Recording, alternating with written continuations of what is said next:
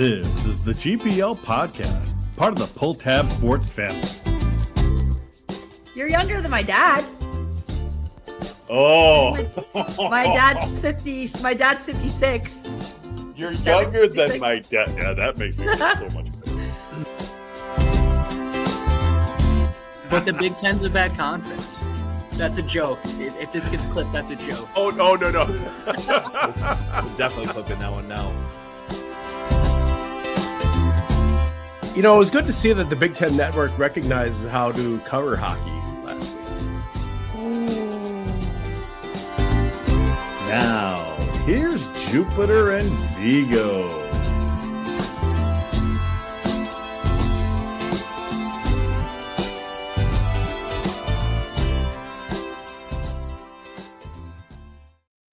Good evening and welcome to the GPL podcast, episode number 287 and the season finale of our 14th season, Vigs.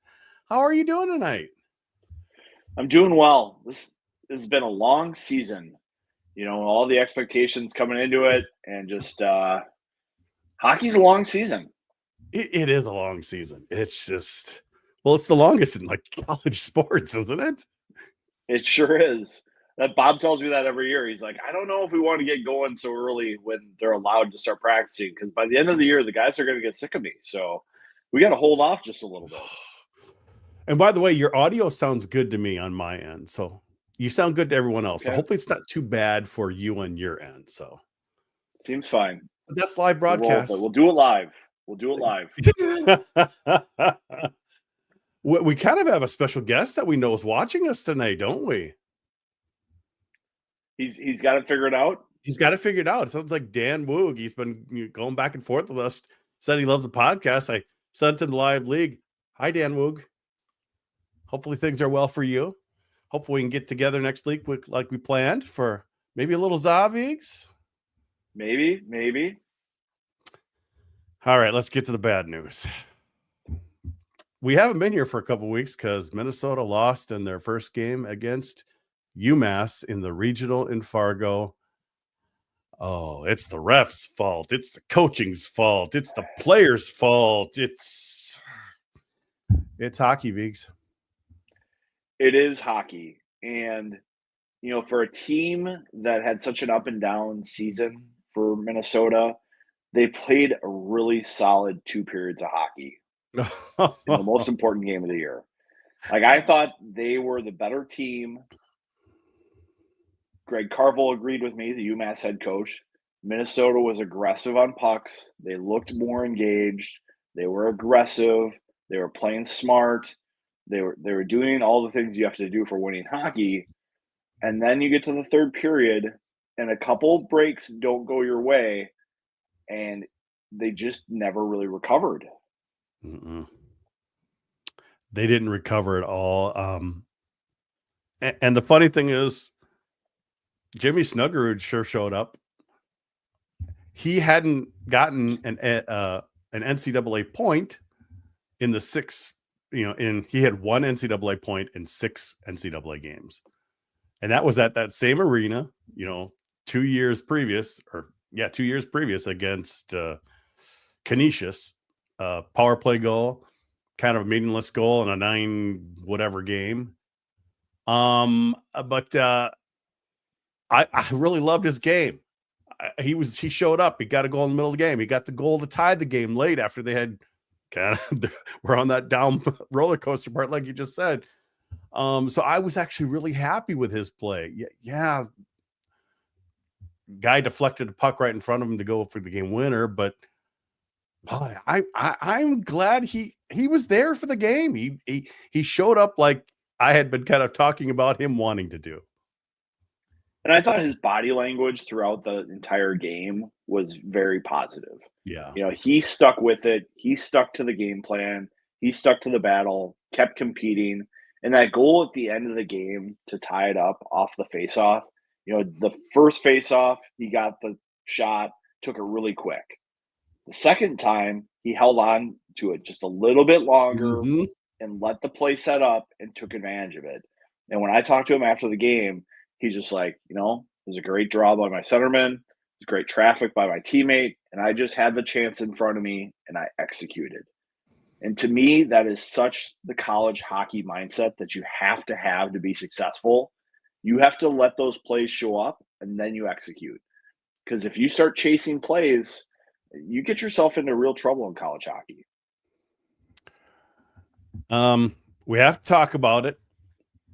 Quite a few controversial calls, or I should say non-calls. The second goal, which kind of got UMass going, something missed behind the nets. Maybe the game-winning goal on a non-trip. I don't like it when teams put blame on refs for what happens in a game. I think it's more of a compilation of a lot of things, but it is a factor, not maybe the factor. It's definitely a factor. Like, you can't deny Luke Middlestat getting high sticked in the corner pretty violently, Yes. going uncalled, isn't a problem.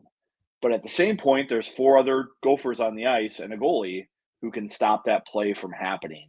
And what you see sometimes in situations with Minnesota, I think, is they get that bad call or the non-call, and they don't recover and kind of circle the wagons to overcome it. And that's what happened on that goal. The goalie controversy with that Soulier's too, yes. leg pad strap getting cut, and then the refs just not managing the game very effectively. Maybe the fix could have taken longer than a minute, but if you go through it the right way, maybe you buy the equipment staff some time to get it fixed. Mm-hmm. And then the trip on Chesley in overtime. Again, one of those situations where there's clear contact on the skate. In the slow-mo replay, you can see the shaft flex around the toe box of Chesley's skate. Obviously, some significant contact there. It goes down. You have some players who can play the rush, but they're just not prepared for it. So three things that go the wrong way, and there's a reason why those refs didn't work the rest of the year. They didn't. I noticed an ECAC crew did work the title game. Did okay. I mean, nothing great. Boy, it's tough because a ref missed a call. You can't call it 10 seconds later when a goal scores. All we can do is, hindsight's 2020. 2 of their non-calls led directly to goals, and maybe even let goalie call when Soulier went out. And poor kid had to come in for just a couple seconds, and he gives up the first goal, which was a deflection. It probably would have gone in at Soulier anyway, but it's just a kind of a mindset. Poor Airy Biggs. That's just not what he needed. I mean, I think Soulier gave up a goal on a high tip earlier as well. The first goal, yes. Yeah. I mean, that was clearly a game plan of UMass to do that. I actually asked the players if that was part of it. And the players like, kind of, sort of. And Greg Carver goes, yeah, coaches get it right sometimes. We study a lot of game film. That was something we wanted to do. We practiced it all week, and they executed it against Minnesota. So, the high tip was part of their game plan. Okay, one thing I see Steve here asking, since when do goalies not get time to fix equipment? That's ridiculous. Do you know why the goalies don't have time? Go ahead, Viggs. We heard it straight from one of the guys on the rules committee. Eric Portillo did some time wasting against Quinnipiac a couple years previously in the NCAA tournament. So as a result of Portillo trying to buy time, they rewrote the rule so that you couldn't adjust your equipment. Now, I think there is a little bit of a difference between fixing versus adjusting, but the refs were not going to have any patience for this kind of situation because it was off an icing where they noticed it. Mason Nevers holding up the cut piece of lace did not seem to influence the refs in any way, and they didn't want to have a discussion with anyone. Yeah, because we Eric Martinson kind of came to us a little after the game. Was like, we just put that rule in over the last season because it's like every 2-year thing. Is it Viggs? They kind of adjust and rules. And he talked to us a couple years ago. He said, "Hey, we want to do this, change the high stick roll." And we saw that this season. It's the shoulders now. It's not the crossbar. And he says that was one of the rules they had just implemented this season. Portillo getting the Gophers again. Oh. Yeah, and some of the players we had some texting with back and forth. They weren't really even looking at the referee calls. They thought they had, they maybe should have played better in the third period. And you just mentioned they didn't play great in the first. They played great the first 2 periods, and then they just weren't so great. And I don't know if they're right, but I did notice that some of those guys were like, they certainly were not blaming the refs for the loss. Yeah, I mean, I didn't see It's a any combo. change Dude, it's a to the combo. system. I didn't see any change to the system. I asked Greg Carvel, did he see something? He said no. Our guys just played better. I asked Motzko, anything changed? He's like, no, we weren't on top of our game. The calls weren't going our way. Momentum's not a thing until it is. The players were kind of feeling sorry for themselves a little bit about the calls, but you just have to finish out the game and control what you can control. They tied it up to go to overtime. The first couple shifts of overtime looked okay up until Chesley gets in front of everybody. And in my mind, you get in situations like that, you probably don't want your D leading the rush into a neutral zone trap. When UMass already has 4 players back, there's not a lot of benefit for Chesley to go through that gauntlet. You'd like to see him either get the red and put it deep or headband the puck, let the forwards take the rush, let the D sit back. Usually, in my mindset, the D join the rush. They're not usually starting the rush into a trap. Mm-hmm. And maybe just a situation where, that got Minnesota in trouble. Well, it brings me back to you all these years saying, boy, the worst place to lose the puck is the offensive blue line when you're on a rush. And you've been saying it for years. Yes, probably a penalty, but still a same scenario. It's a turnover. All of a sudden they're going the other way and the game is over. That is a bad part of the rink to make a transition mistake. It just is. Especially when you've got forwards back trying to play the rush and sort it out. That's not their strength. So tough way to end the season. Minnesota didn't play great down the stretch with their Notre Dame playoff series. They had the long layoff. I thought they had a chance to get their legs going, but that third period was not a good one for the fans. Were they sub 500? They're around 500 those last 10 games. I don't know the exact. I think they were 5-5-1. There you go. To finish the year. No, it's not a way to finish the season. No. Oh boy. So, well, there was a rest of a tournament, Viggs. I watched most of it. Yeah, I watched most of it as well. I thought Fargo was a great host. I had a good time up there. No matter what, we ran into people. I ran into Jordan Leopold and Matt Kowalski before the game started. They were there supporting the team. Ran into some GPLers. I don't remember who I saw because some of these guys I just don't know or don't remember. It's just I will always say, win or lose, it's always fun to get together with other people of the college hockey community. I do think it would be great to have your campus sites for the first round games, as we saw throughout the NCAA tournament, up and down crowds. Fargo was pretty good for the Gopher game, for the Minnesota State Western Michigan game. The Fargo final did not look like an amazing crowd. You could just imagine that game being at Lawson and just being in front of a crazy lunatic atmosphere. But the nice part about the regionals is seeing all the people. Yes, that is a great thing to have.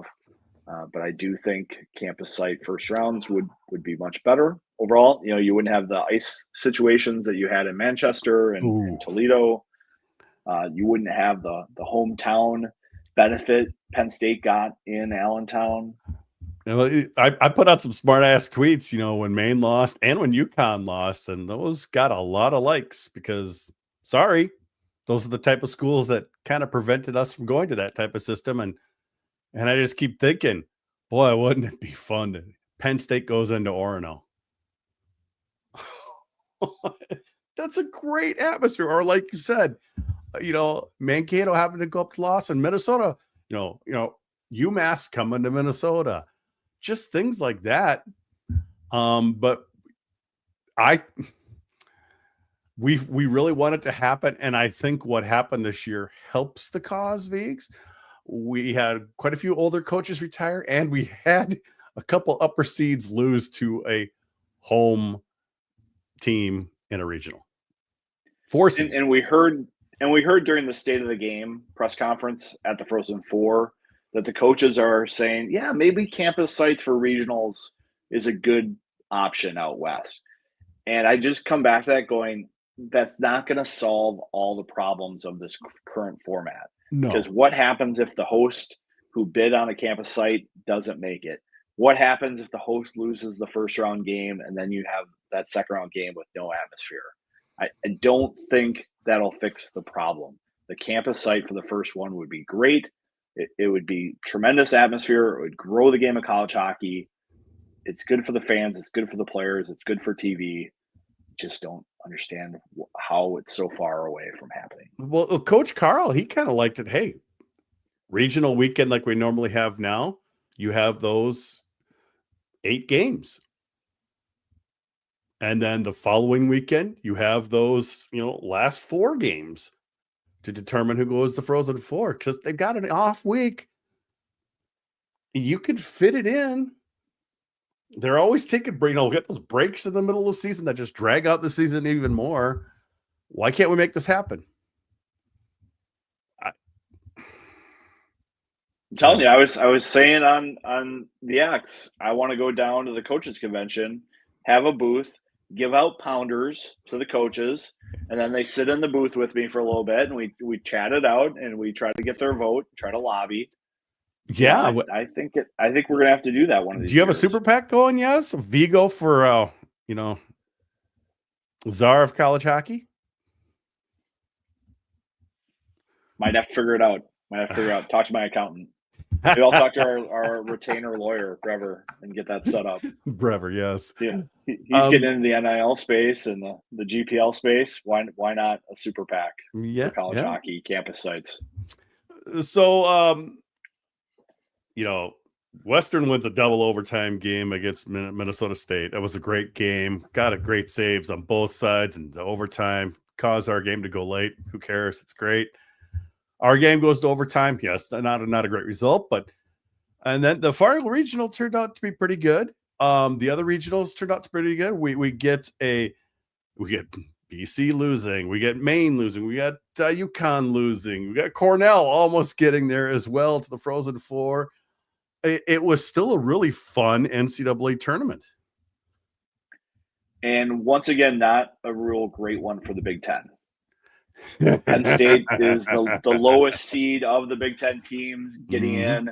They're the only one to get to the Frozen Four. Ohio State had a great start against BU, and then Turnus turned into a terrible goalie for a little bit, and that game got away from them. Michigan State got goalied a bit by Cornell, and they, one and done there. I hope we're going to see a change to the Big Ten conference tournament format.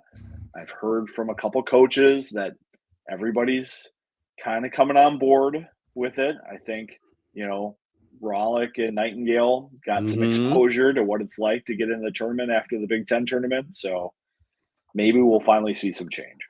Well, who's been in the finals the last couple of years? NCHC, Hockey East seem to meet each other a lot, and they have central tournament when they come down to the final, don't they? Well, I think they just get it done faster. NCHC is going to campus sites here. Maybe that's going to hurt them down the road, but I think they just get their tournament done faster. The Big Ten really draws it out. One of the teams is on bye in that last week of the year. That doesn't help. There's just a lot of things that don't line up well with the Big Ten schedule. Got to fix it. I hope they come up with some good ideas, Vigs, because I'm not liking it. Yep, just get it over a little bit faster so you can get right into the NCAA tournament. Keep everybody playing without getting them fatigued.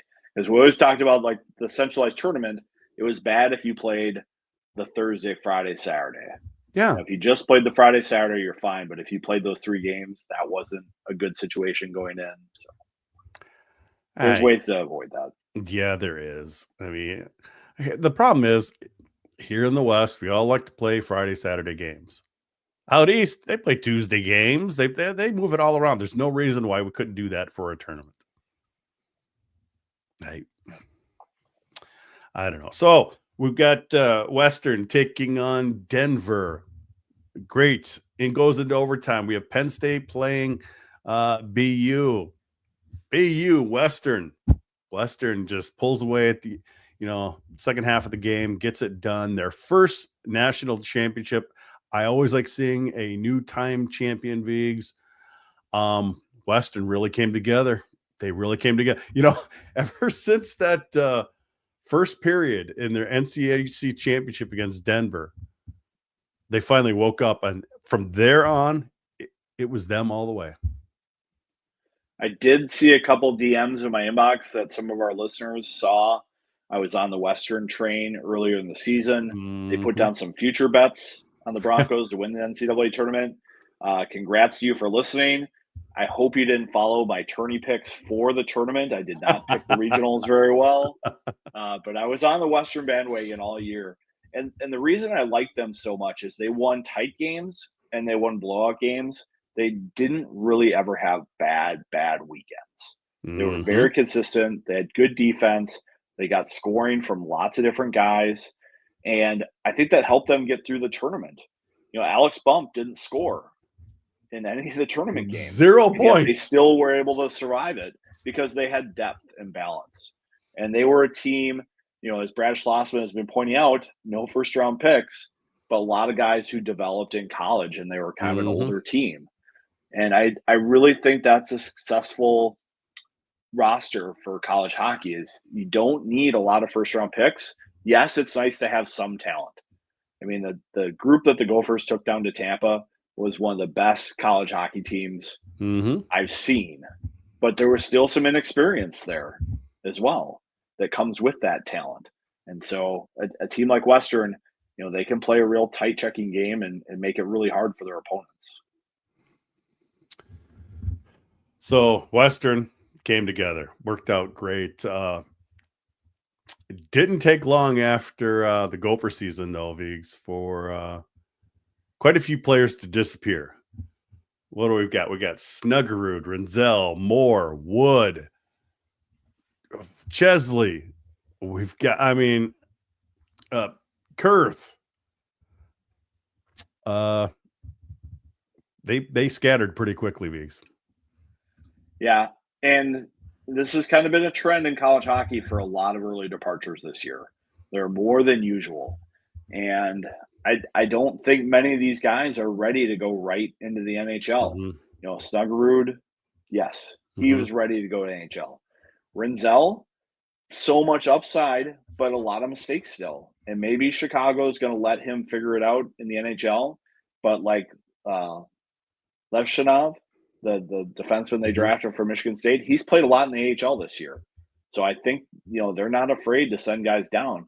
That's probably going to happen to him at some point next year. Oliver Moore. I don't think Oliver Moore is ready to be a top 6 center in the NHL. Maybe he's going to be a bottom 6 winger, but he's probably going to have to play some AHL hockey before he gets there. And that's the same thing for Chesley, Kurth, and Wood. Like, they are not ready to step into NHL lineups, and it's their choice to sign. They think that they're ready to be pro hockey players. It just might not be where they think they belong. And that's one of the issues with a team like this is you have all these guys, they have these aspirations, these goals, but it's not going to come as easy as I think they view it right now. Well, yeah, like I said, some of them were, we kind of knew was happening. We even kind of wondered about a few others that might decide to go. But luckily, knock on wood, no others have. We'll talk more about the portal a little bit later and what's going to happen with that. But they do have a lot of spots to fill, Vigs. You also got Soulier, Kester, Nevers, Huglin, Michael, all, they're done. They're graduated. The roster's a little thin right now, and we'll talk about the ads, like I said, later, but still kind of a gut punch after a gut punch of a game, Viggs.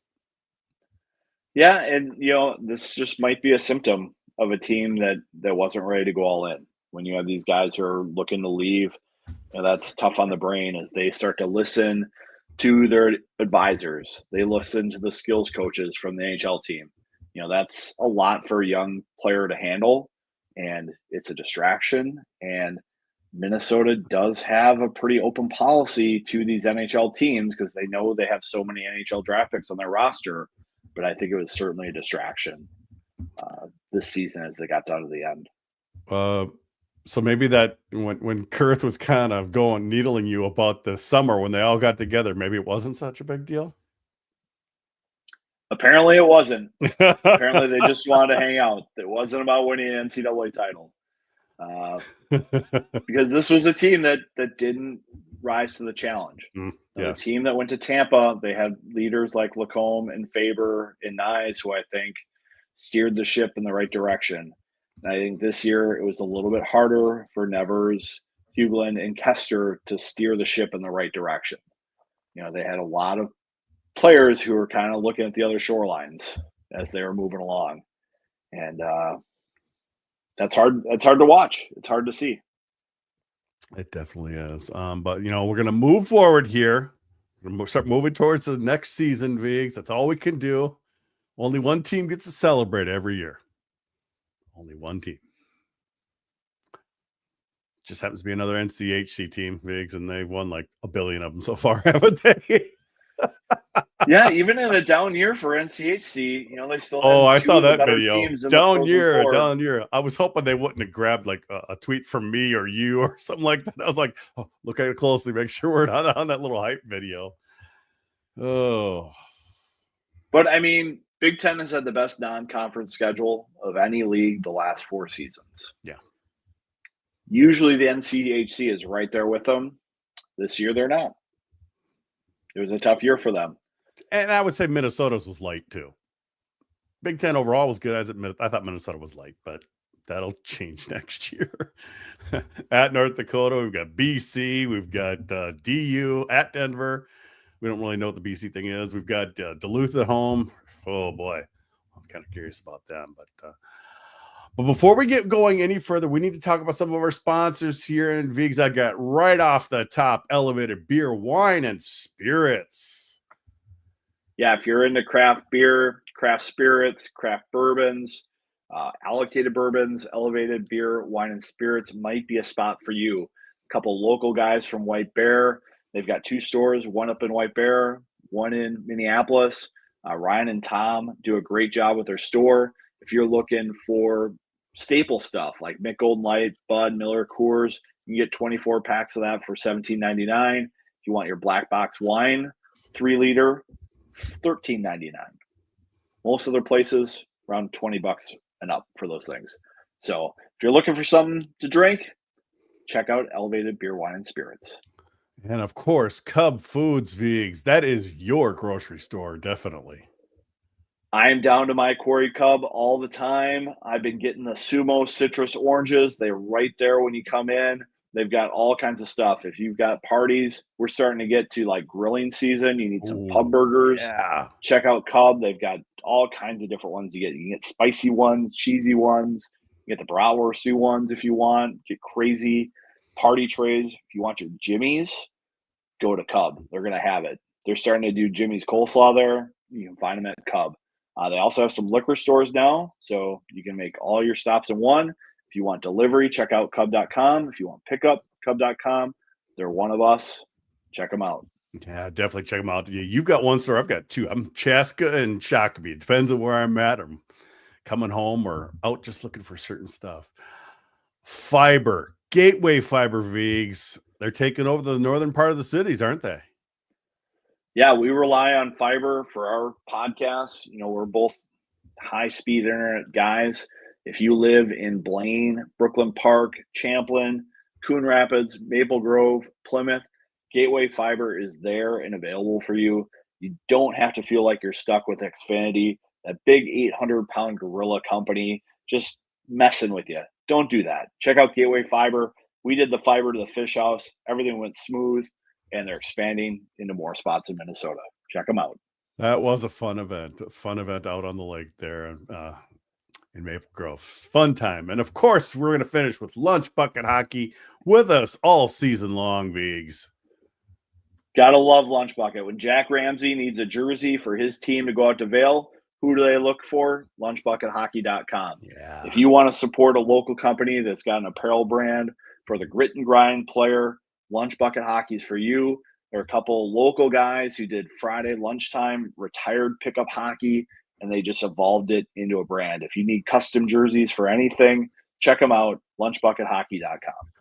And of course, we thank all of the sponsors of the GPL podcast for being with us all season long. Vigs, your final top 20 of the year. Of course, it's going to pretty much follow what happened.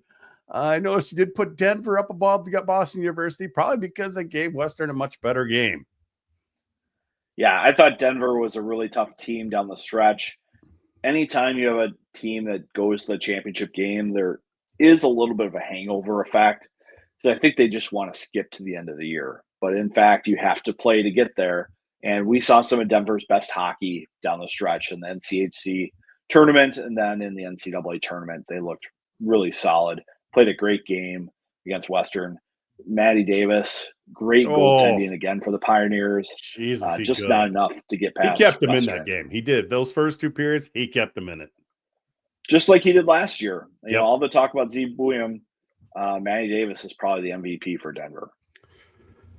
Boston University, Boston College. You put them above Penn State, but of course, you put the rest of those Big Ten down below what? Minnesota number 8. Just the way Minnesota finished this year was frustrating. To go 5-5-1, yeah, and to lose the games the way they did, just fell off their peak in the middle of the year. You know, you look at a team, Minnesota, they had 3 losses the first half. And in 2 of those games, they got goalied, Omaha and Bemidji. And the third one was against Michigan State when the lineup was completely depleted. Lots of injuries, lots of illness. Gave up those goals late, yeah. Yeah. I mean, that was a great first half for them. They had an okay January, February, March. Just tough end for the Gophers. And that's why they drop in my pool. Anything else jump out for you? Obviously, Cornell finished pretty strong, and we're not fond of the coach and how he picks things and wants to keep everything at regionals and stuff. But he's retiring now, and boy, he did good in his final games. Yep, that team played hard for him down the stretch, gosh, and I got to see them in the tournament, and they looked like a real solid team, knocking off Michigan State was quite the achievement for them. They almost pulled it off to get to a Frozen Four, just coming up a little bit short. Bentley, I mean, that was a surprise. They almost took out Boston College in the first round. Mm-hmm. That would have been quite the upset. And then, the other disappointing team in the tournament was Ohio State. We talked about their game against BU a little bit earlier. Turnus just did not have a good game when they needed it. And they started so strong in that game. They completely dominated that first period. Mm-hmm. And then I go to leave for the rink. All of a sudden, it was like 6-3 or all of a sudden it was like, I'm like, what happened in just a few minutes? Yeah, they just needed a couple saves from their goalies to get through a dip in their play, and they didn't get them. I'm glad you did the polls this year. It was fun, Viggs. It was fun it made me a little more aware of college hockey. Yeah. Big picture this year, and it got me to watch a few games on ESPN Plus and check out some CCHA games as the season went on, and it was fun to do. Hope people enjoyed it.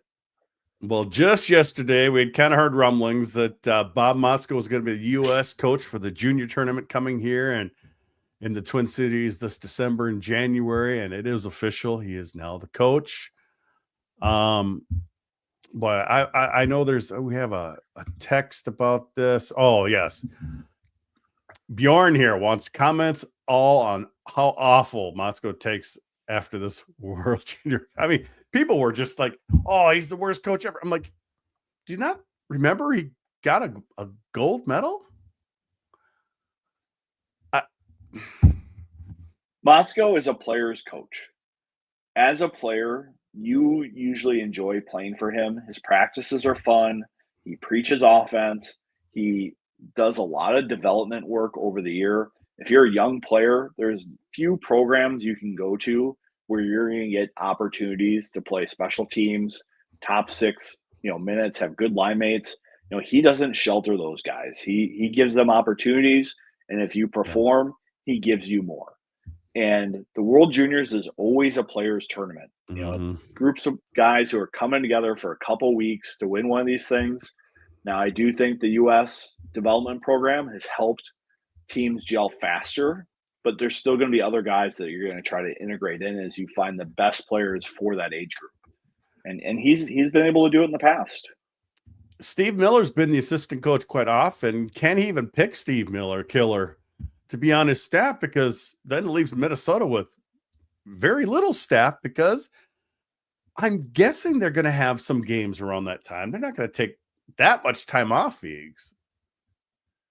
I don't know. Sometimes you send assistant coaches on the road when you have games anyway. Yeah. And everything's going to be here in the Twin Cities for travel. So yeah, but the games won't be, any Gopher games will be gone. They're going to, Mariucci will not be able to be used for 2 weeks or whatever it is. I am interested to see the schedule this year. I am too. I think Steve Miller is a lock to be on the staff. You think so? And the Gophers will figure it out. Yep. Really? It's too big of an opportunity not to have those guys on staff. Wow. Yeah, it's gonna be fun to see. It's gonna be fun to see. U.S. team. I'm looking forward to it. Oh yes. I'm here. It's gonna be. Go ahead. They're gonna have the summer camp this summer at Mariucci, where they bring in the 2 Canada teams, the 2 U.S. teams. Usually they bring in like a Sweden and Finland team, and there's like a summer tournament. So USA Hockey will have about 40 players there. Canada will have about 40 players there. It's kind of like a draft evaluation camp as well. So there'll be a lot of scouts here in the Twin Cities for that opportunity. Should be fun. I love the junior tournament, and it's here. I hear it's tough to get credentials for it, because I even heard they don't allow blog sites to do it. I'm like, we'll try. That's all you can do. We'll try. Maybe Craig Floor could sneak us in Mariucci for at least, because I know Canada is going to be at Mariucci, or that pool is going to be in Mariucci, aren't they? We heard that recently, that Pool B or whatever is going to be all at Mariucci until they start playing the playoff round. So have to wait and see. Wait and see. All right, I got a couple other questions here. No, I think that one's a little less important because we already kind of talked about that, but we got one more here. I will touch on that just a little bit. Okay. In the Quinnipiac game in Tampa, the Gophers definitely did pull back just a little bit with their style. They were very concerned with getting the puck into the neutral zone, chipping it deep. What happened in that game is I think guys had shifts that got overextended and they weren't able to connect shifts. And so all the times they put the puck in the Quinnipiac zone, they were right back to playing defense again. And that just kind of, became a cycle. Against UMass, I don't think it was the same situation. I think Minnesota just didn't make key plays defensively when they needed to. The calls definitely went against them and put them in some tough spots. But on those high tips, that's just Minnesota's D-zone coverage not being active enough and not playing high enough out from the crease. And that's something that Greg Carvel and UMass saw, is that Minnesota didn't button up their D-zone coverage well enough all the time. They had defenders who would get kind of caught puck watching and leave space up high. And I think that was more the issue than anything else style-wise. All right. And then we had Jason here, really interested in recruits, perhaps portal needs, another big roster turnover this year. And well, let's talk about it, Vigs. So far, Minnesota hasn't lost anybody to the portal, which is good. But they have picked up a couple players from the portal. Tanner Ludke from Omaha, forward, and hold on here. Luca Luka. DePasquo? We will learn it better as the season approaches. But a Michigan kid Yeah. who was looking for a net to play in when Trey Augustine announced he was coming back. I mean, Mhm. Michigan State, they get Isaac Howard, the Hobie Baker winner, coming back, and Trey Augustine coming back in goal. Michigan State's going to be tough next year. They have a significant NIL budget, which I think is helping make those cases for those players to come back. So, How is that definitely NIL good budget for Sparty. Western? Not really a deal, Mm. but they don't need it. That's not No. their kind of player. Yeah, I saw somebody put that out there. I was kind of surprised. I'm like, and they still got it together. So it's maybe not as important as you think. It's I'm not looking for the best players. I'm looking for the right players, right, Felix? Exactly.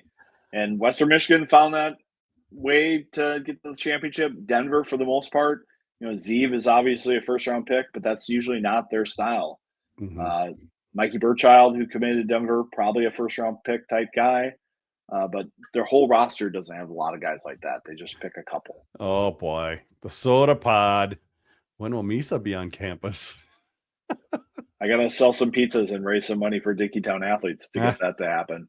I don't think Misa and McKenna are Mariucci bound as much fun as it would be. The one thing with the CHL players, a lot of those guys aren't comfortable announcing that they're coming to college hockey. Mhm. We've seen a couple of them And they're announce still it. playing. A lot of them are still playing, right? A lot of them are still playing. Yeah. So it's not like the USHL where all these players are like, oh, yeah, obviously I'm going to college hockey. Here's my commitment. Put it on the line chart. I think the CHL guys are a little bit more, I want to finish out my season, get home to my family, Mhm. make sure I can get accepted to the school, and then announce the commitment. So we will see there. So tell me about Tanner Ludke. He was kind of injured last year, but the season before that, he was really good for Omaha. Lakeville kid. And now he may be able to bring in or flip some recruits at Mankato. What's going on with that? I don't know if he's necessarily flipping the commits Or from helping? Mankato. He's like, He's probably helping, but because there's a he certain was a name kid in who Mankato committed. they fear is leaving. Dan Myers is already Yeah. freaking out. But I would say Lucky's one of the top ads out of the portal. He was injured last year. He's a big player. I think he can play center for Minnesota, which is a big need for the Gophers. I think they were a little short on that this season, and so having somebody who can fill that spot's important. Bigger player. He did commit to Omaha, I think, when he was in like 8th grade. So he was one of those early commits because he had an older brother who was committed there. So, one of those kids reflects, says Minnesota's the spot for him. Minnesota has a lot of holes. Having a few veterans in the lineup will definitely help. So it's a good ad for Minnesota. And then we talked about Luca and goal. I think they're both going to be juniors, him and Ari. So like maybe both stay, and then maybe that third goalie their senior year is a new guy. Hopefully, is that kind of? I mean, I'm just assuming that's kind of what Bob is going to do. They'll have to bring in a young guy because Weiss is basically a practice goalie. I don't think we're going to see him in a game unless it's a exhibition game. So we always said that about closer, though, didn't we? But I do think having Ari and Pasquo, we'll figure it out. Luca, let's just go with Luca for now. I think it gives them competition in that both goalies won a lot of games this year. Obviously, Luca didn't get as many starts with Trey ahead of him. So I think it's good to have some healthy competition in goal. The portal's open until May 15th. They do allow, players in late in case a coach leaves. So they do allow that flexibility. Right now, it looks like there's 170 players available, roughly. People always being added today all over the place. I would say it's going to be an interesting year for a lot of those players. It's going to be an interesting summer because a lot of these teams are going to be waiting until they see what's going on with the CHL players. I mean, you look at Omaha lost a ton of guys to the portal, And I don't think they've really added anybody from the portal yet. So, And the roster limit thing is not official with the NCAA settlement yet. So mhm. capping the roster at 26, there's a lot of teams in college hockey that typically carry way more than 26 players. And you have some schools that are carrying 30, 32 players, especially in Atlantic hockey. They're going to wait and see what's going to happen. And I don't think there's a lot of talent in the portal. Like you look at the GPL portal page, scrolling through there, I don't see any top 6 forwards or top 4D for Big Ten NCHC schools. So there's not a lot out there right now. I do think we will see a little bit of a wave here in the coming weeks as teams kind of finish their exit meetings. Mhm. Maybe we see some coach movement. Some coaches are prospects for pro coaching positions, especially in the changing world of college athletics. Yeah. Some guys want to move on. I think Minnesota last year wishes they might have had a couple roster spots later in the season of portal to perhaps add some guys who won a national championship at Western Michigan. It would have looked really good in maroon and gold, but Minnesota had already made all their decisions by the time Grant Patolny left Northern Michigan and the Sliskinsky brothers were moving on. So, knock on wood, none of the current Gophers have jumped into the portal. I guess we could still see some, couldn't we? I think some people were concerned about Max Rudd going in the portal after he redshirted this year. Whipple is a player who didn't play much the second half. People are concerned about him. Axel Begley, is also a bottom of the lineup player. But the fact that they're still with Minnesota, I think means that they might stick through and provide some depth for the Gophers. A lot of two other players we didn't. A lot of opportunity on the defense area. Yeah, I mean, you're obviously going to have a lot of minutes for Cal Thomas, who's coming back. Luke Middlestat, Leo Gruba. I mean, that's a good core of defensemen to start with. I think if you start mixing in Begley, Rudd, Whipple, maybe Rombach as your freshman, maybe Maceo Phillips as your other freshman. I don't know if there's room for both of those guys to come. One of them might need another year of juniors before coming to college hockey. If you have all those guys back, it gives you some depth. I do think the Gophers would like another top 4 veteran defenseman to add to this group. But if it's not there, they're going to stick with recruits and players that they trust. And do we know which recruits are coming in right now? We really don't. we don't. It's interesting. I think it's a little bit of a holding pattern. A lot of the players that the staff wants to come have signed their NLIs. National letter of intent, different than NIL. So they're committed and they have spots for next year. But I think some of the players might benefit by playing another year of juniors. That's still a little up in the air until they figure out their roster. Well, okay, I'm just going what we have on our page of players who have signed their NLI. Grimes? Yep, Grimes is one of those players. Like he could sit in the lineup next year or he could play another year of junior. Hard to know. Yeah, and we've got there you go. Kvasnica? Skilled forward. He's had some injury issues this year. Good player though.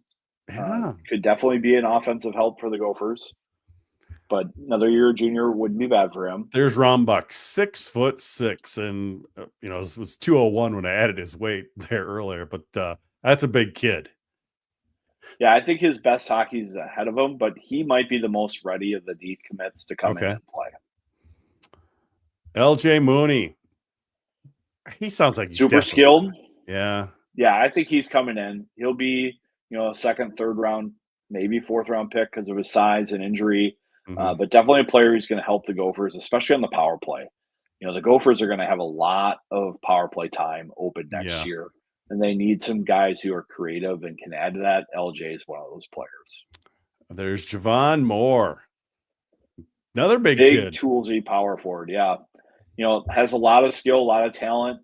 Sometimes his hockey IQ is still developing, but he's got a lot of tools that you like in a player, and he can be a physical guy. There's Maceo that you had mentioned earlier. Yeah, Maceo could benefit with some more time. You know, I Mhm. think sometimes guys like him get in the development team program and they get pigeonholed a little bit and they don't Okay. develop their game to really come into college hockey playing confident. He could use another year. And I've heard perhaps major junior might be an option for a player like him. He's got big size, he's physical. It could be an opportunity for him to extend his junior career and really get that side of his game going. Townsend. Yep, not overly big, but a competitive Yeah. player. He's played very well in the USHL this year, and I think he's coming in next year. Oh, so you do think so, and that's just it. Yeah. It's we could think somebody's coming in, and we might just not know for a while here, Viggs. It's Yeah. I put up a roster for next season of his right now.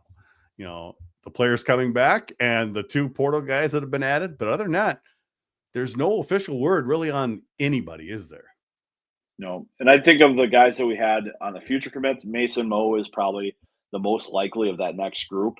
Mhm. If, the Gophers feel they're short, Mhm. he's a player that they might grab like they did with Jimmy Clark Yeah. or with Brody Lamb. They kind of brought those guys in maybe a little earlier than they thought they were going to bring them in, but it just made sense. Sometimes you don't want to go in the portal and just take a guy to take a guy. Mhm. You want to have guys you like. When will there be any resolution on the roster number? Do we know? I feel like it's supposed to be coming this month. The judge on they the got to know. case They got to know. You would think so, right? Yeah. Especially with the revenue sharing component Well, of that. They got to know, and just like we got to know what the schedule is for next year, Viggs, right? No, we got to know. And you found out later some of them weren't even decided until weeks before the season. Yes, not finalized until weeks before the Yeah. season. So, a lot of this stuff they're making it up as they go, Jude. Yeah. So what's the next season outlook look for you?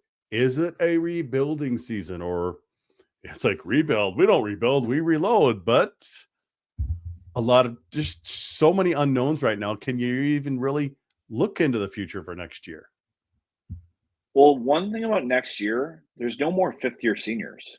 Mm-hmm. There's no grad transfers. So I think all of college hockey is almost going to take a little bit of a step back there because you're Okay. going to have a lot of turnover on teams.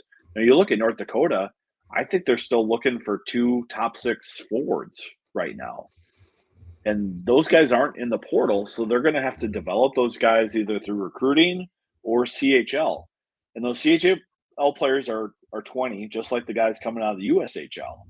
I think there's just like this mystique about major Ugh. junior and how high of a level it is. It's a little bit more advanced than the USHL, but it's the same age players. So you're still bringing up young kids to fill spots. College hockey is a man's game. Mm. And I just think the whole spectrum of college hockey is going to look a little bit different next year. And while people are a little bit nervous about the line chart for Minnesota, there are talented players there. Like the Brody Lamb that we saw in the first half of the season could be a 40-point player very easily. Leo Gruba was kind of pigeonholed behind a couple players this year. He was the USHL defenseman of the year. With the more ice time he gets next year, maybe he fills the role of Sam Renzel, maybe better than Sam Renzel did, because Renzel kind of peaked at midseason and then struggled in the second half. So there are pieces to be excited about. Luke Middlestat is one of the most consistent players for the Gophers. He'll get an elevated role next year. Yeah. Cal Thomas, super reliable defenseman. He's probably going to play more minutes next year than he did all this year, and consistent minutes as well. I think those 2 should be the captains, by the way, not 15 captains. A couple captains, maybe 1 or 2 C's or 2 A's. Let's try to tamper it. What was there, 7 this year? I think There was a 6. lot. There's 6. There's a lot. There was a lot. I would be surprised if Thomas, Lamb, and Middlestat aren't the captains. Those seem like the 3 obvious ones. You got it right there. Listen to the commissioner, folks. The commissioner knows. Teams vote on captains, but it just I seems know. like those three are the most vocal and the most leader-like out of the group. So we'll see what happens.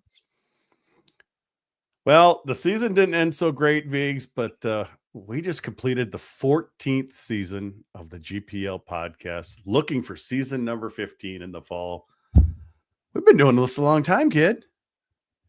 Yeah, we have. It's always fun. I really wish the season would have ended differently than it did. It was really fun to be in Fargo. I was taking some hot laps around the rink between periods and throughout the game, and all of our followers and listeners that came up and said hi just warms the heart. This is a fun thing for us to do. It's an enjoyable freelancing side hustle thing that we do, and the fans really make it super enjoyable when we go to these rinks and see all the people watching fans live right now. I mean, there's a lot of people watching live right now and plenty of comments, and we appreciate all of you. We definitely do. So we're looking forward to season number 15, Biggs. Let's go, huh? Let's go. We're going to Vegas, right? Vegas, baby. Vegas, baby. Well, like I said, we appreciate all of you who watch live, listen later on, however you absorb our material. We appreciate you more than you'll ever know. That's going to do it for this episode of the GPL podcast and the season finale. For those of you watching live, stay tuned for some overtime. We still got a little bit left here, but for the rest of you, we will catch you next season on the GPL podcast.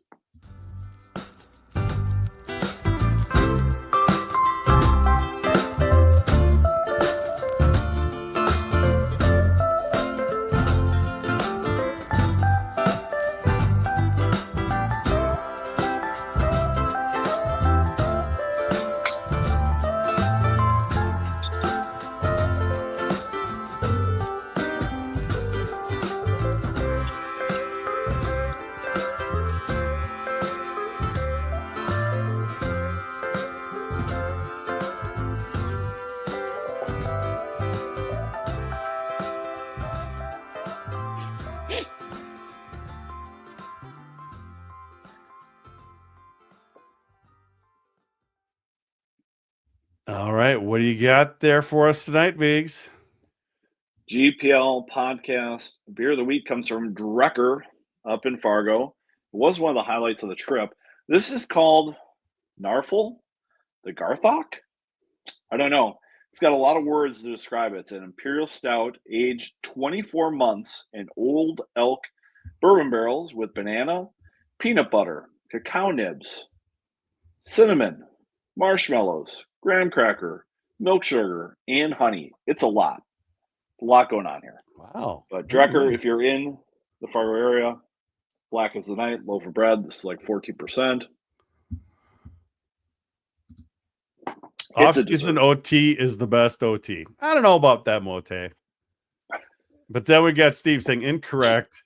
Jupe getting plastered the night before Thanksgiving is the OT is the best.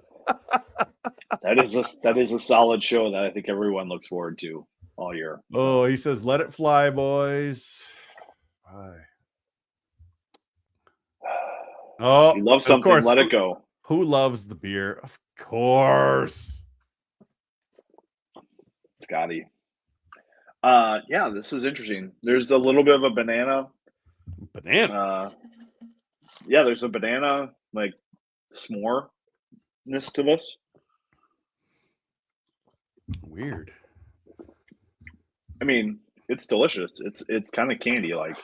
So, did you read that text from Deutsch? Jeez. Kissing fans' ass is pathetic. Thanks, Deutsch. I mean, hey, without the fans, we're not here. Without the fans, without the hockey fans, there's no Gopher hockey. Without any fans of any sports team, they don't exist. So, as Liam Soulier says, it's a show. We are entertainers. Let us entertain We're here to put on a show. Yeah, we're here to put on a show. It's a pretty good show. I liked doing it. Liam's closing words. right in front of us, when that goalie thing happened. The camera didn't catch it, but when that goal went in right away on Airy and Liam was there, he was so angry, Viggs. I mean, I wasn't sure if it was his blocker or his glove, but he just slammed it down. He was very angry. Yeah. Oh, that was not good. I was really surprised, like, once I heard the whole story about it, how it was handled. And then talking to some people in the business about it, it's no surprise that those refs were done for the year. Like, you just can't handle situations like that in that big a moment. And you saw in the Frozen Four, it was handled very differently. Like, they're like, hey, hurry up. You don't have all the time in the world, but we're going to give you a minute here to fix what needs to be fixed. And, you saw the comments. Once you mentioned Portillo in the comments, they were blowing up. I know. As soon as I heard that from my contact about it, I was just like, oh, that's not going to make anyone in Minnesota feel better. That Portillo still is screwing the Gophers. It's too bad. Oh boy.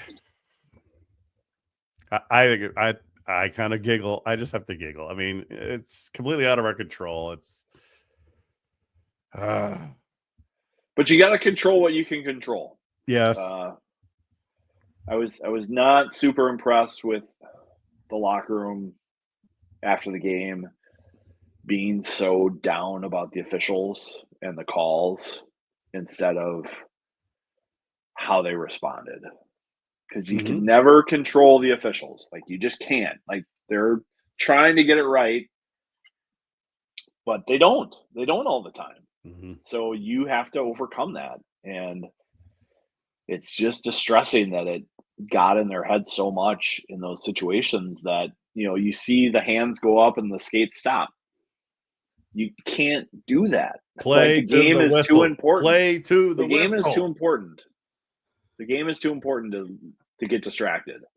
How many? It's the same thing when you miss the net. If you miss the net and you look at the sky, you're behind the play. Get the next shot. Win the puck back. I did see a couple crews. I think they worked 2 games in the regionals. I did see a couple guys out there. So I was just trying to see, did any of them work the Frozen Four? No, they did not.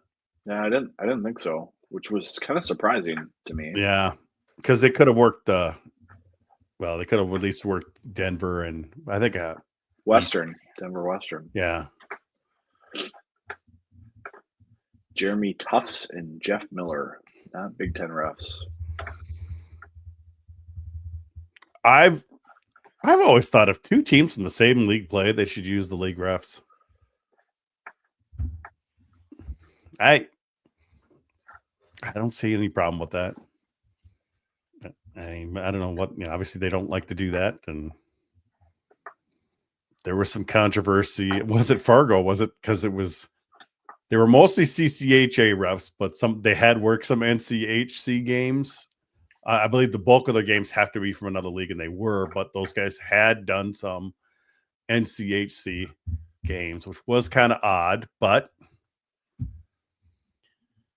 where was Did I text that to you that I found out how many games you have to work to wasn't be it like 18 or did you? Yeah, I found out.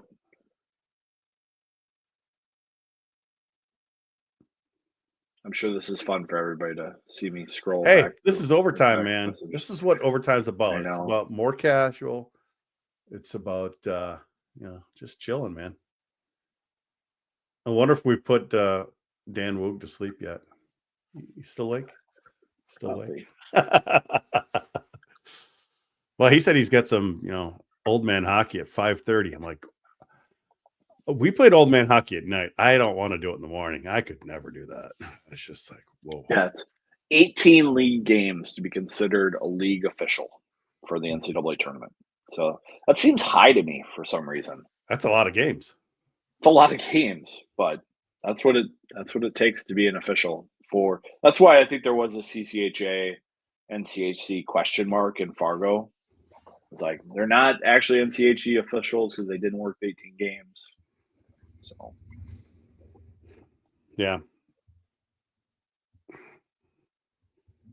So, was it something that those refs did so bad that they weren't going to do anything in that regional again? I mean, they were ECAC, so in theory, they could have reffed that championship game. yeah, No, everyone says, oh, they were kicked out. We don't really know for sure if they were kicked out of the regional, were they? they were replaced. Okay. They were replaced for the championship game because they lost the confidence of the on-site staff. And this is a crew that had done a Frozen Four before. So they were highly thought of in the officiating circles. But they just blew that game and made a mistake. And, players make mistakes in big games too. Oh, gosh, yes. And the refs clearly, we always talk about this, especially with the Gophers down the stretch, is, if the refs don't make the call because they don't want to influence the game, they are influencing the game. They're letting players take liberties that are not called, and the game changes. And I definitely thought this down the stretch for Minnesota is they were always the team that was having a negative impact out of those situations rather than taking advantage of them and maybe taking a few more liberties and pushing the line. They were always the one where the line was being pushed onto them. And that's a mindset. Yeah. That's a mindset. You have to realize if it's prison rules hockey, okay, I'm going to take more liberties. I'm not going to expect to get calls, and I'm going to be more aggressive. That's a mindset change that I think every once in a while you have to figure out. And it's almost like, okay, let's run some practices where there are no penalties. Don't be cheap, don't injure each other, but you can hook, you can hold, you can grab, you can interfere. Let's play through that and get used to it. Did we have any Atlantic refs? I feel like I haven't seen them in years. I'm not really sure. I don't know if I saw any Atlantic crews in the games I was watching. That's a good question, Max. Yeah. And then I feel like we see CCHA refs every once in a while. Jet Fisher, is there any Gophers?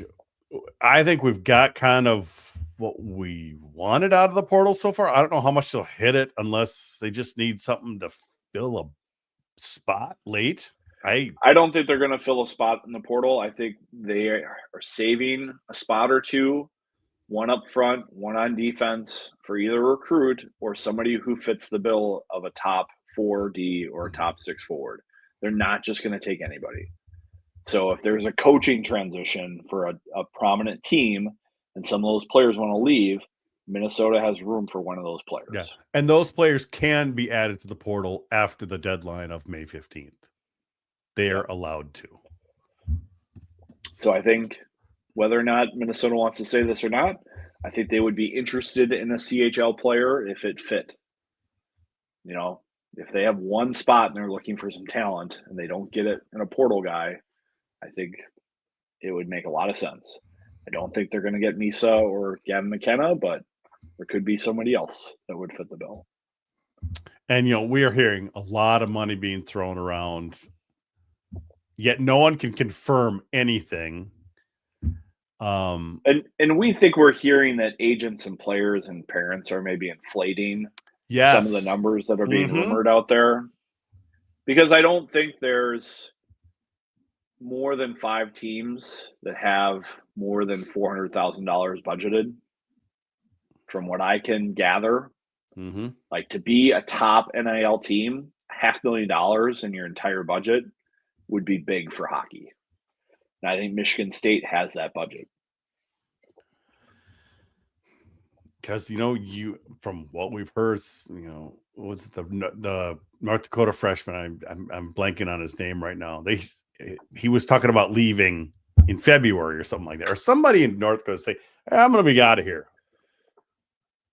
Some kind of tampering going on? Is there Are there rules against tampering these days, or is it the old gentleman agreement is just way gone and they just I think the majority of the tampering is coming from agents going, yes. if my player were to go in the portal, would you have any interest? Mm-hmm.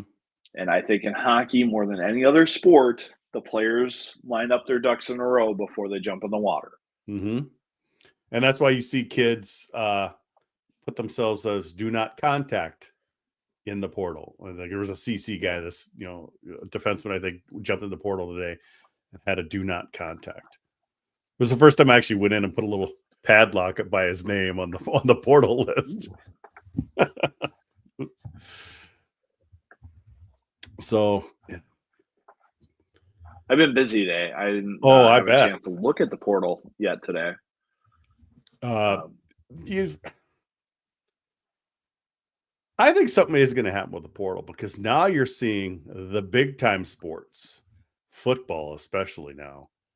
A lot of people are starting to push back.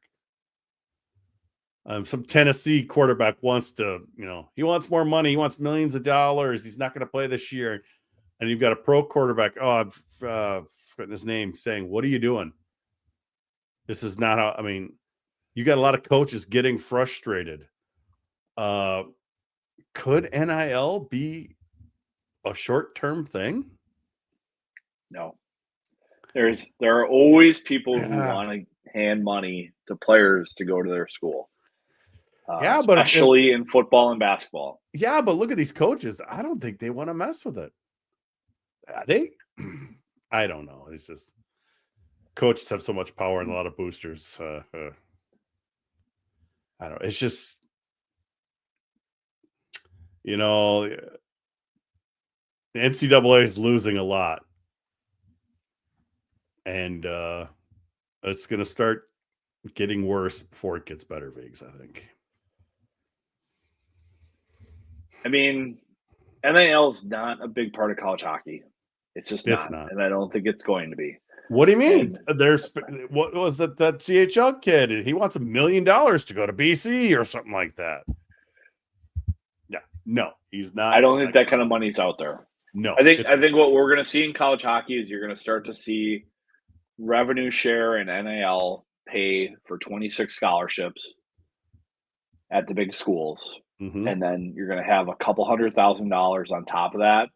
And I think if I was a coach, I would spend that money to get an extra year out of a Jimmy Snuggerud or a Brock Faber or an Isaac Howard or Trey Augustine.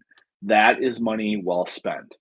Spending money on Cullen Potter to come to ASU early is not money well spent. Paying money for Michael Miso to come in as a young player and play 1 year for your program is not money well spent. The guys who can win you titles are usually those guys who are third and fourth year type players. And that's what Bob wants to do. He doesn't want to spend money to get guys here. He wants to spend money on guys who are committed to a program, who are already here. Who are already invested and have shown that they're invested. Like spending money on this Tennessee quarterback is not money well spent usually because it doesn't do a lot for your program. It does a lot for him and it maybe wins you a bunch of games, but it probably doesn't win you championships. Mm-hmm. I think what PJ Fleck is doing with Gopher football, he's investing in guys to stay. He has enough money to compete with people who are trying to lure his players away, but he's not going out and just buying players because it's hard to be sustainable, especially at a place like Minnesota when you have a limited budget to do it that way. And I think college hockey is going to find that same recipe works better. So explain this to me a little bit about how the money is going to work. So Minnesota is going to take advantage. It's going to be 26 players, 27, whatever they come to a number with. They all get full scholarships. What does that include? Is that all of their schooling, all of their room and board, all of their meals? Is it basically just cover kind of everything? And how is that different than now? Because now, I get 7/8 and one kid gets, 3/8 and whatever. How much of that stuff, like, are they already getting food most of the time covered, no matter if they're getting a scholarship or not? How does all that kind of work and come together?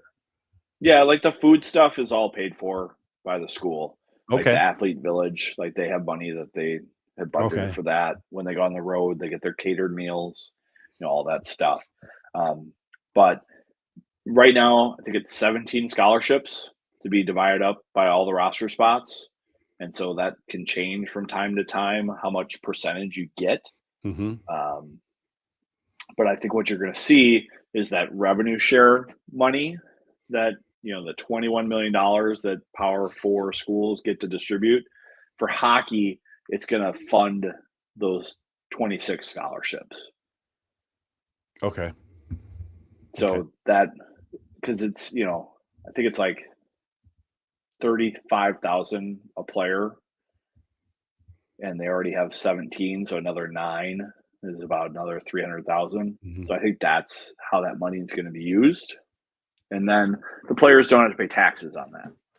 Mm-hmm. But if it was revenue share outside of tuition, Mm-hmm.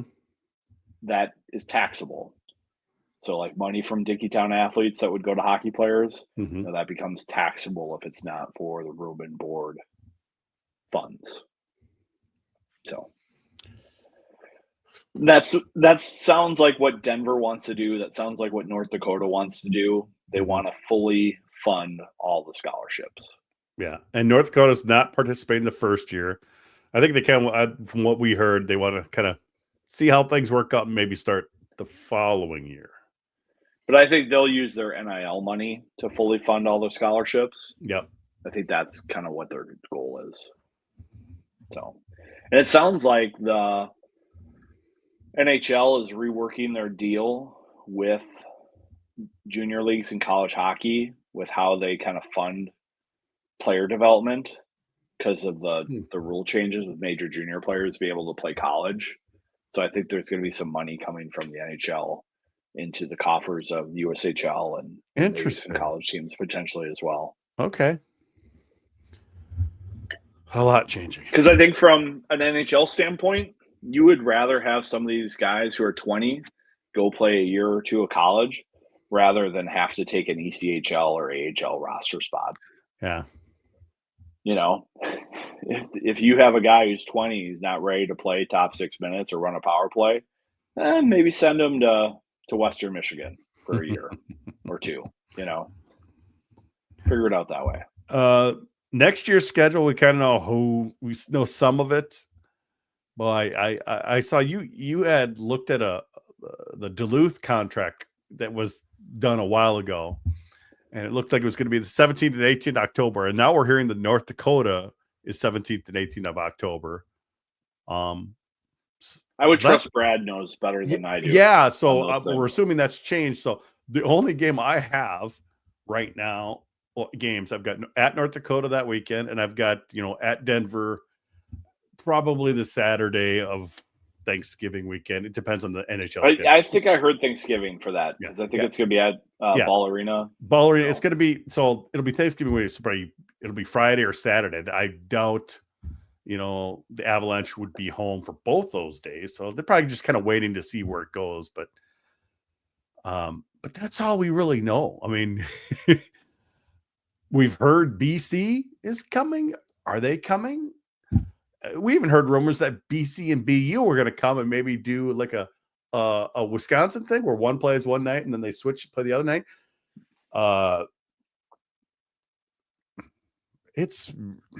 We just don't know really anything. Yeah, we don't know yet. I'll start using my FOIAs, but until those contracts are signed, I don't have access to that. Yeah. And last year, the contracts didn't get signed until August. Yeah. And September. Mm-hmm. So maybe they figured that out as a trick. It's like, we'll gentlemen's agreement agree to this, but because Vigo is going to request the contracts, we're going to wait to sign them until later in the summer. We will stop the czar of college hockey from getting information. Well, I'm going to go down to Florida.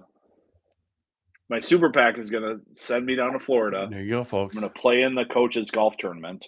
And we're a media team. Why don't we say? Well, why don't we have Mankato anymore? They weren't interested, wasn't it? The last you had kind of heard is they didn't want to play Minnesota. Yeah, so It's got to be both Good, sides. good for them. Good for them. Maybe their goalie will keep being a Richter runner-up until they play a big boy schedule. They did go to Michigan. They split at Michigan. It's kind of hard to have a big boy schedule when you don't have a big boy league. I'm That's sorry, true. the league was bad. Hopefully they get better, but I have a feeling that this whole. Well, I do think the COVID year stuff being done will help all those schools. Yeah, I think it'll help them because it's maybe a little bit less roster turnover for them. We'll see. I mean, we saw Mac Godowski commit to Penn State today, right? The Hobie finalist. We did.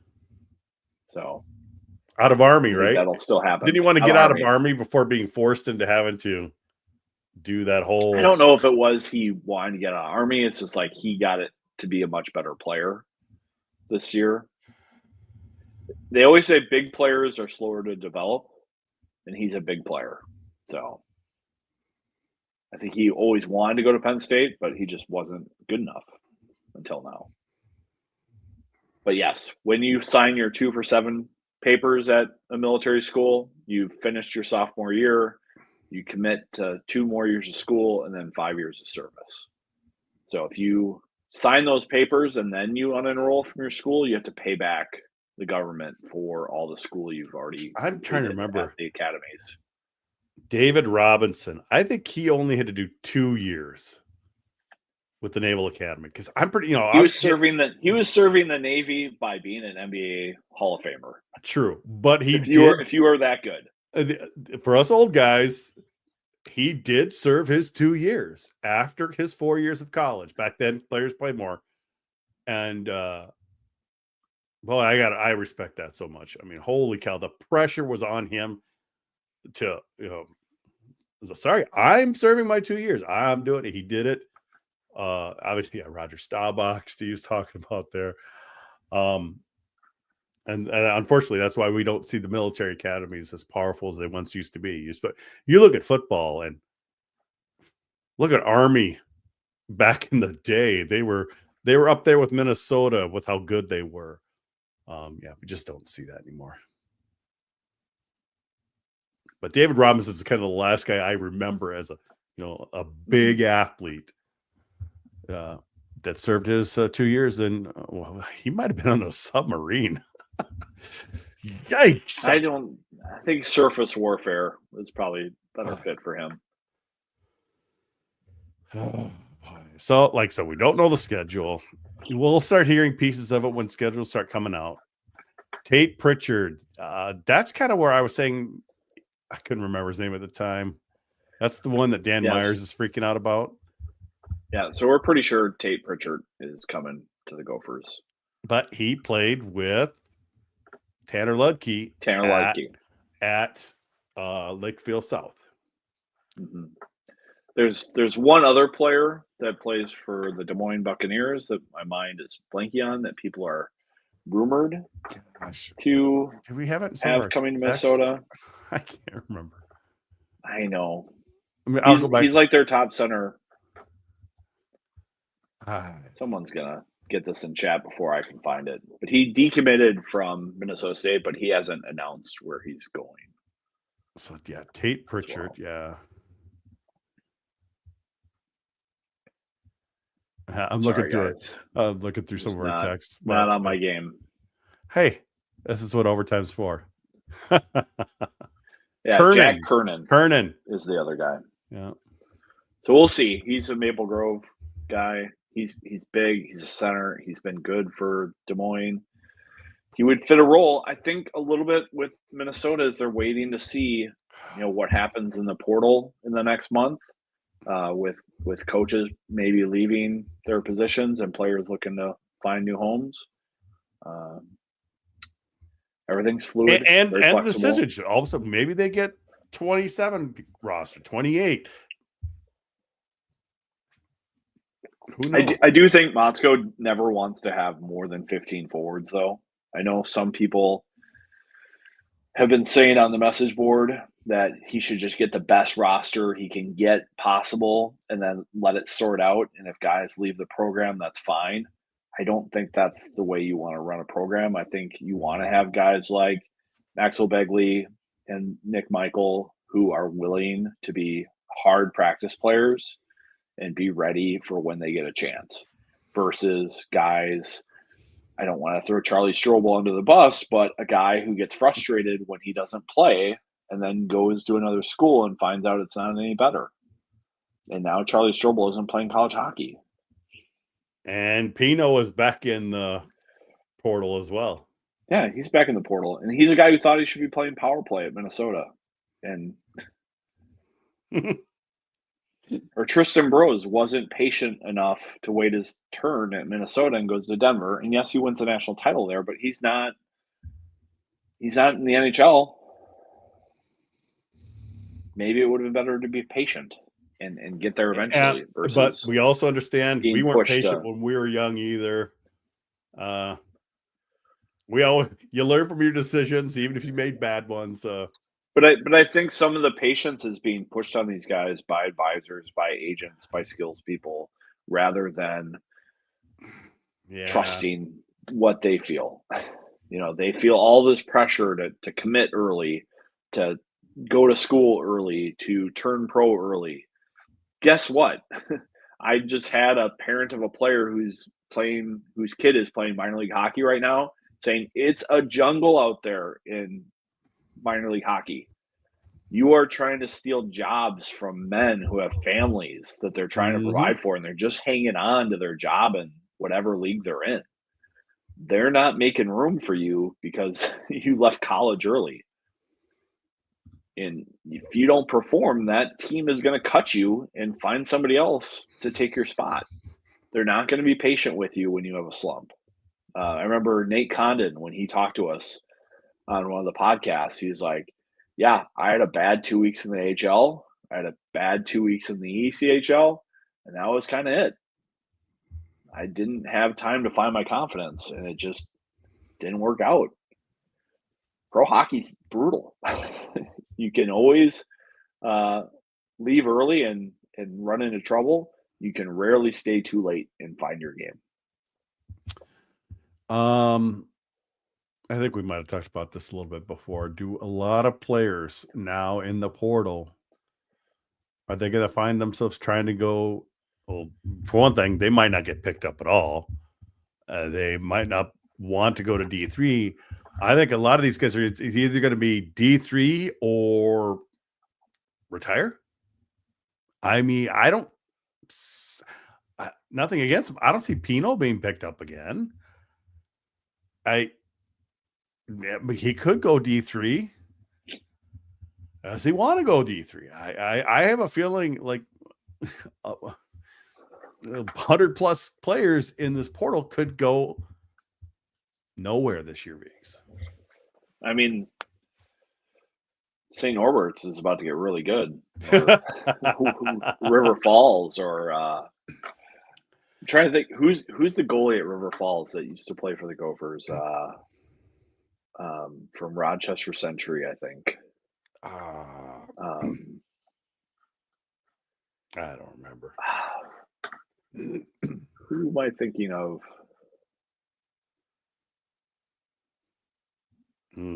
Brendan Boynton. Brendan Boynton found a home in River Falls. Yeah. Playing D3 hockey. And it's worked out well for him. Yeah, but it worked out well for him. But now there's going to be there's not going to be spots. Makes puck count. There's not going to be spots. I mean, we already have an AIC team going away. So that's one whole team of 25 to 30 players, whatever. 30, 34. Yeah. They have a lot of players on their roster. Yeah. So they all hit the portal themselves. The fifth year is gone. A lot of teams are waiting. A lot of clearing teams out rooms for a lot of CHL players. Yeah, teams are clearing out rooms. You look, like I said, just look at Omaha. They 6-7 guys went to it and they're gone. I think a lot of kids won't be playing hockey come next fall. Not Division I hockey. No, and probably maybe not D3 because, like you said, I don't know. No roster limits in D3 though. If you can pay the tuition, I think but they'll still, make room that's for you. it's just a different thing. They're gonna be. I mean, okay, Yeah, let's use Pino as an example. He went down to Omaha. Boy, maybe not quite as nice as Minnesota. Oh, I'm still not playing. Now he's going to go to a D3. I used to get catered plane rides and all this other stuff, and it's now I've got to do work study and I've got to do the laundry for the team. Like what? It's Come on, guys, close the hooks on your bags. Tired of picking up your jock straps out of the dryer. Oh boy, it's there's gonna be a lot of kids without a place to go, unfortunately. Yeah, 170 players still in the portal. Yep. There's not enough roster spots for all those kids. So, and there'll be some more additions. Like they'll be trickling in here. You might see a little wave go up right before the end of May, before May 15th. And then, like you said, wait for if a coach decides to, move on to somewhere else. You can see that. Yeah, like I think it would be hard to see David Carl leave Denver because he seems so invested in that school. Furschweiler just signed a new contract with Western, and the buyout for him is all of his remaining salary through, I think, 29-30. So that's like over $2 million that an NHL team would have to pay. So I don't see either of them going anywhere. Yeah, but you never know. I wouldn't put it past anybody. You never know, but we have Viggs and we have a guy who has access to portal and maintains it. Don't want to put his name out there, but we appreciate him more than anyone else. Yes, there are other portal sites out there. Not more than anyone else, but we appreciate him. Oh, but he's keeping up the D1 men's, which is when I search the D1 men's portal, we come up first, and then Grand Forks Hero comes up second. You search for any other portals, we are the place, and all due to our friend. The women's portal is not out there very much. I had a Boston University player, sending me messages via Twitter saying, "Hey, this girl for BC has these points, and this person is that," and so it's become really important for the women's portal, and obviously we do the D3 portals as well. So, I just can't thank him enough for doing that. He enjoys it. He's also been doing our, what some of the former Gophers are doing in pro leagues. We've got a list out there for that. He loves to keep track of. Total numbers guy. We love it. So it's a big deal, and we love that we're not just Gopher hockey leagues. We're kind of contributing a little bit to the rest of college hockey with our lists. We're trying to keep track of our officials in the Big Ten and how they're doing and who's working the postseason. Yeah. They've invited me to their summer meetings in Chicago this summer. So I'm going to see if it fits my schedule. And I will take the quizzes that they all take on controversial calls so that they can help clarify how to interpret the rules. So which would be interesting. So, like, you'll see a video of a play. Yeah. And then everyone will say, what should the call be? And then you'll see, 80% of the room says it's this, 20% say it's that. Okay, 80%, why do you think this is the right call? 20%, why do you think that's the right call? Stuff like that. Oh, his name is slipping my mind. Who is the supervisor of officials? Keith Piotrowski. Yes. I'm sorry. I knew it was a P. I'm like, I just couldn't. I've never met him. Have you ever had a chance? I think he has been. He does make it to all the arenas. Yeah, I've met him a couple times, and He's always very helpful to clarify what the Mhm. rules are, and he's And we used not to get gonna the pass same from judgment Shep. on anybody. We used to get the same from Shep when he was doing the WCHA too. We still see Shep around there over at Ritter quite often. Everybody's trying to get it right. Yeah, So you are correct. You are correct. Piotrowski, by the way, refed both of the last national championship victories for Minnesota. Big fan. It just turned. That was long before he was running anything. Oh yeah, there it is. I didn't even see that, but yeah, he did. I remember that he refed both the championships, and I don't remember who the other ref was, but I mean, those games are just called so perfectly. I mean,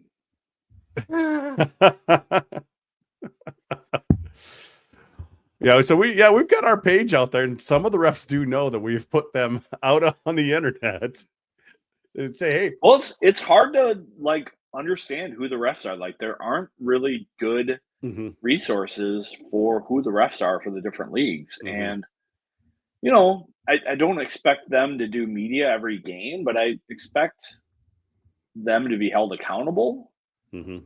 and for fans to know who they are a little bit, right? I mean, the NHL officials all have a number and they're all registered, and you can track what games they work, and certain people are very interested in how teams perform when certain refs are on the ice. Not as big a deal in college hockey, but Yeah.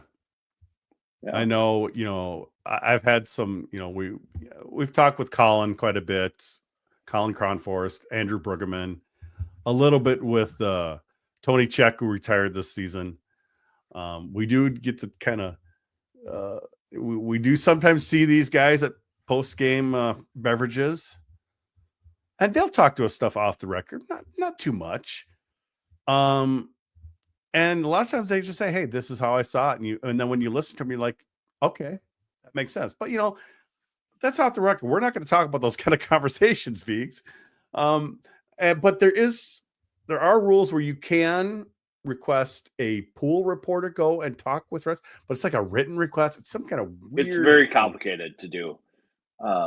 I just think it's important for people to understand how the call was made. And if you didn't see it, you didn't see it. Mhm. Like, every ref you ever talk to, they're just like, I can't call what I didn't see. And I did Yes. not see what happened. Seeing the replay, yes. That's why the replay review is so helpful in these major penalties, because you can get a second look. But at the time, the refs are trying to make the call that they see on the ice. And one of the things I think would be interesting is, like, in the Frozen Four, they had like the chest cam, Mhm. and they had like the Iron Man camera. Yeah, they had one ref and one linesman wear for every game. And I just think that shows you what they see. Like, there's traffic on the ice that doesn't allow you to see everything like you can from a TV camera. It's not easy. I don't even like reffing practice for my kids. Like, it's just not very fun.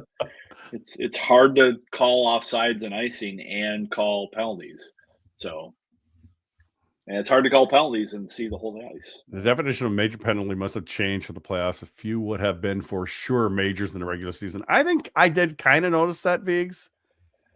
Maybe borderline. I don't know. I mean, I saw some of the calls that were questionable that went for review and stuff, and the players were often changing their vulnerability late on the checks, which is part of the rule. The onus is on the hitter to not do a dangerous play, but sometimes when the guy getting hit changes their positioning so much, it's unavoidable that the contact is going to be goofy. They've put themselves in that position because they don't just take the hit. Yeah. They're trying to avoid it so quickly that they put themselves in a bad position. Like, in the NHL, players don't do that. Yeah. Like, oh, I'm going to get hit here. I better be ready. I take the hit. In college, you have a lot of players who are trying to get out of the way and dodge it, and then they put their extremities, their head or their knee in a vulnerable spot. High school terms. Yes, Andrew? I would agree. Andrew, it's very clear that if you call too many penalties in the state high school tournament, you will not be invited back to officiate. That is very clear. Very much prison rules practice the month leading up to the state tournament for those teams because they will not call anything. Oh, I do see this. Sue Slayer saying, had someone tell me weeks ago that Jeff Frazee was in a bad car accident. There is a GoFundMe. I'll reach out to some people, see if we can find anything out about that. Because if there is, we'll totally get that up on our social media and going. I think I'm connected to his dad on LinkedIn. I could maybe send a message to his dad as well. Didn't know about that. If it's true, we'll try to figure it out. We'll reach out to some of our guys. But thank you for bringing it to our attention, though. So hopefully he's okay. So Cornell faced mask. Major was the opposite and was atrocious. I didn't see that first Cornell game. Was that the first Cornell against Michigan State? Max talk about? Didn't see that one. Yeah, we were. The other games that was going on right when the whole Fargo games were happening. I don't know. All I remember, somebody turned around to me and said, "Cornell just won in overtime." I'm like, oh, okay.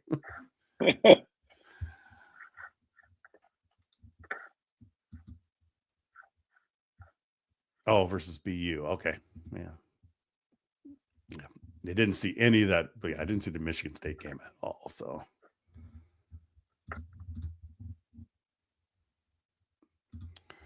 Oh, Steve. Yeah, we know about Steve. Deutsch, you should just come on the show. Want to come on the show? We're going to bed soon.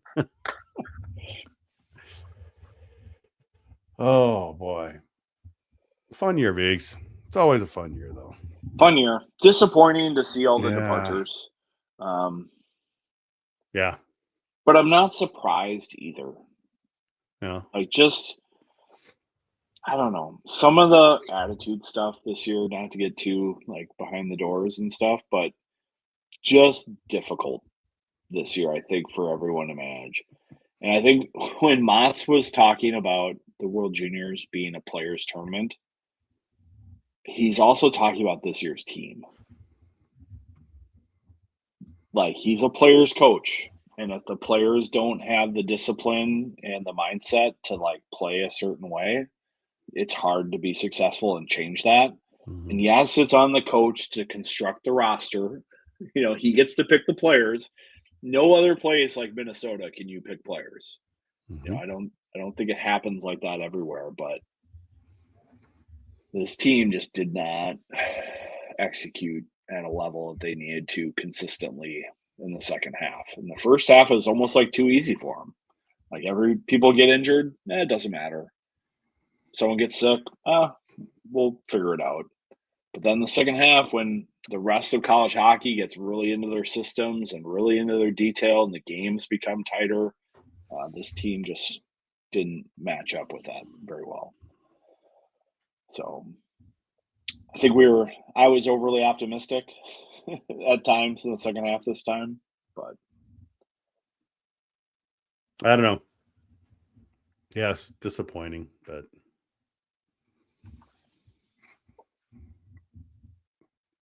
next season. There's always next season. Well, and just next season, I look at the roster and I see all the pessimism out there. And I'm just I don't know. I mean, I really like Jimmy Clark and Brody Zemer and Brody Lamb as players. I think Leo Gruro and Luke Middlestat and Cal Thomas can lead a decor. I don't know. I think college hockey is going to be different next year without the fifth-year players. So they've got two good goalies, with Luka and Nathan. I liked your thoughts on Gruba too. I think Gruba's going to kind of blow up. I don't know. I think he was very much a Ryan Johnson player this year, where he's just I'm not going to make many mistakes, not going to take many chances. But I've got players ahead of me who are going to do all the fancy stuff. I'm just going to keep it simple and acclimate to where I'm at. So Tom's, he's an older player; he'll be fine. Tom's put Grumpy on the. Jeez. Oh, what else we got? We had the players. That's the hardest part. Yeah, that's true, Mote. Looking back, they didn't have the right players. I'm gonna push back on that. All right. These were not the right players. If they were the right players, they would have figured it out against Notre Dame. They would have figured it out against UMass and closed out the game. Obviously, they weren't the right players. Like they all signed. Sorry, that's the book. Like they didn't get the calls, but they didn't overcome it anyway. You know, Jimmy Snuggerud had a great finish in Fargo. He didn't get enough help, and Yeah, you that's got to true. feel bad for him for that. Because that was one of Because his better honestly, games. if he would have done nothing and they lost that, I would have been like, "You've got to be kidding me." Because honestly, he would not have shown up in the big games, but he did. He did, and he got his first goal last night. Congratulations, Jimmy! And where did he score it? In the paint. In the paint. In the He paint. was, I don't, You even, know, I I don't thought even it's know how he got that puck out. It happened so fast. Also, it was like chipped in. It's like really weird. Montgomery sees him as a bumper player in the NHL. So the guy who's in the middle, who goes around the net, floats into space, maybe trades with the wing player every once in a while, but Jim Montgomery sees him as a perfect bumper player in the NHL. I felt like Renzel turned off his game in the second half. I'm not going to disagree with you. No. But everything was going great the first half. He was doing great. First half Everybody was was great. great. Greatest team ever. You know, after that Michigan series, they went to number 1, Viggs. Yeah. Don't get Viggs started. Thanks, Scott. Renzel and Chesley are not the players that Lacombe and Faber were. They're just not. Mm-hmm. I think this year proved that. And both those players are gone, and I don't think you'll consistently see them in NHL lineups next year. Zemer flatline, but I still have high hopes. He does have a lot of upside, I think. He has a lot of upside. I saw a lot out of his game. I thought he was a competitive player all season. I think the points for a guy like Zemer weren't easy on this roster to get, but I think there's no doubt he won't be a contributor next year. So, how about Paulson? Well, I think he was hurt. You know, that takes a toll on a player who's a freshman and plays center. And Jimmy Clark was hurt and played through it as well. You know, those are 2 key players for Minnesota, especially after Hughlin got hurt, that they had to lean on, and they weren't really ready. So, no, Huglin's thing. It's still terrible. Yeah, I would love to have seen Hughlin be a little more selfish in his game over his career, but he's just not that kind of guy. Nope, not his guy. No, because there were some flashes of selfishness, and he's like, "Whoa." Hopefully he does well. Hopefully, he got signed by somebody. I can't remember who, but I don't know. All right, Viggs. Okay. Good season, folks. It's always a good season. They've been to the tournament last 5 years. 2 Frozen Fours. A lot of players go in the NHL. Sky's not falling. This team will be competitive next year. This is not a rebuild. This roster could have had Cooley and Nyes as a senior. I still love the joke I was trying to feed Bob. It's like, yeah, you know, Snuggerud, you know, one of the first players to have, 20-plus goals his freshman, sophomore, junior year. Just imagine what he's going to do his senior year, you know. He could be the first to have 4. You know, though, didn't he give a look, though, after they lost the previous season against BU? Was it in Sioux Falls? Some of the things he said, it was like, Jimmy's coming back for his junior, because I just remember it was in the pre-regional where he said something like he was coming back, and I was like, I didn't believe him. But he also had a look on his face. He kind of had a look like jokes on you guys, or just something weird. I remember it though. Yeah, it was definitely. I wasn't there for it because it was Yeah. the day before the game, and I was driving back and forth to that one. You I were. didn't have to do that this time. But yeah, this year I felt like it's a post game. Bob like took a shot at me when I asked the first question. I was like, "Come on, man! It's like you gotta ask him." He didn't have something. Jess to beat up on. I know, so he took it out on me, and I was like, "All right, Bob, if it's gonna be that way." All right, folks. Again, thank you all for being with us all season. Thanks for some great overtime, sticking with us late at night. You got Minnesota anything? goodbye overtime tonight. Yeah, well, you know how it is. So. The last one. It is the last one. So just say goodnight, Vigs. Good night, Vigs.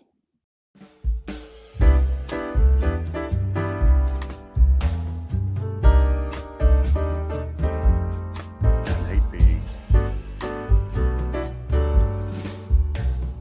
Yeah, I'm gonna get ready to fund that NIL this Yeah, summer. it's gonna be big. I work with gonna Go be for Hockey huge. alumni.